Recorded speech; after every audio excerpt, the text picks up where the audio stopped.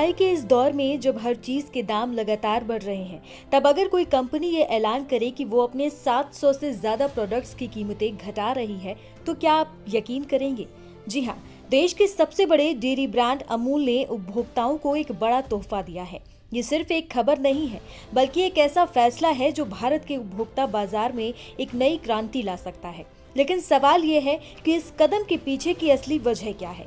क्या ये सिर्फ ग्राहकों को फायदा पहुंचाने के लिए है या इसके पीछे बाजार में चल रही कोई बड़ी प्रतिस्पर्धा है? आज हम इस फैसले को डिकोड करेंगे और समझेंगे कि कैसे ये एक कदम भारत के उपभोक्ता बाजार को पूरी तरह बदल सकता है। देश के सबसे बड़े डेयरी ब्रांड अमूल के तहत अपने उत्पादों का विपणन करने वाली Gujarat cooperative milk marketing federation ने 22 सितंबर से 700 से अधिक उत्पादों के पैक की कीमतें घटाने का ऐलान किया है। ये फैसला जीएसटी दरों में कटौती के बाद लिया गया है और कंपनी का कहना है कि वो इस कटौती का पूरा लाभ सीधे उपभोक्ताओं तक पहुंचा रहे हैं। ये फैसला सिर्फ कुछ चुनिंदा उत्पादों पर नहीं है, बल्कि घी, मक्खन, आइसक्रीम, पनीर, चॉकलेट, बेकरी उत्पाद, फ्रोजन स्नैक्स और मॉल्ट आधारित पेय जैसे 700 से ज्यादा उत्पादों पर लागू होगा।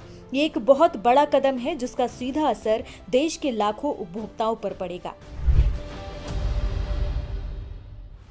इस घोषणा के साथ कई लोकप्रिय अमूल उत्पादों की कीमतें कम हो गई हैं। उदाहरण के तौर पर 100 ग्राम मक्खन का अधिकतम खुदरा मूल्य 62 रुपए से घटाकर 58 कर दिया गया है। वहीं घी की कीमत में 40 रुपए की बड़ी कटौती की गई है, जिससे अब ये 610 रुपए प्रति लीटर में मिलेगा। अगर हम पनीर और चीज की बात करें तो अमूल प्रोसेस्ड चीज ब्लॉक यानी कि 1 किलो की कीमत 575 रुपए से घटकर 545 रुपए हो गई है, जबकि फ्रोजन पनीर जो 200 ग्राम का आता है उसकी कीमत 99 रुपए से घटकर 95 में मिलेगा। कंपनी का मानना है कि इस तरह कीमतों में कमी करने से देश के डेयरी उत्पादों की खपत बढ़ेगी। अमूल के एक बयान के अनुसार भारत में अभी भी प्रति व्यक्ति डेयरी उत्पादों की खपत बहुत कम है और ये कदम इसे बढ़ाने में मदद करेगा।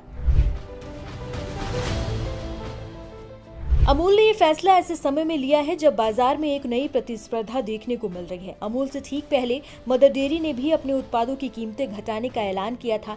ये साफ तौर पर दर्शाता है कि देश के दो सबसे बड़े डेयरी ब्रांड अब सीधे तौर पर ग्राहकों को लुभाने के लिए कीमतों में कटौती का सहारा ले रहे हैं। बाजार एक्सपर्ट्स का मानना है कि इस तरह की प्रतिस्पर्धा से सबसे ज्यादा फायदा उपभोक्ताओं को होगा, क्योंकि उन्हें कम कीमत पर उच्च गुणवत्ता वाले उत्पाद मिलेंगे। इसके अलावा आने वाले त्योहारी सीजन में ये कदम डेयरी उत्पादों की मांग को और भी बढ़ावा देगा, जिससे बाजार में खपत बढ़ सकती है।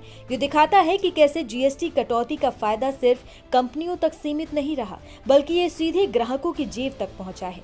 अमूल का ये फैसला केवल एक आर्थिक कदम नहीं है, बल्कि ये बाजार की बदलती रणनीति और ग्राहकों की बढ़ती अपेक्षाओं को दर्शाता है।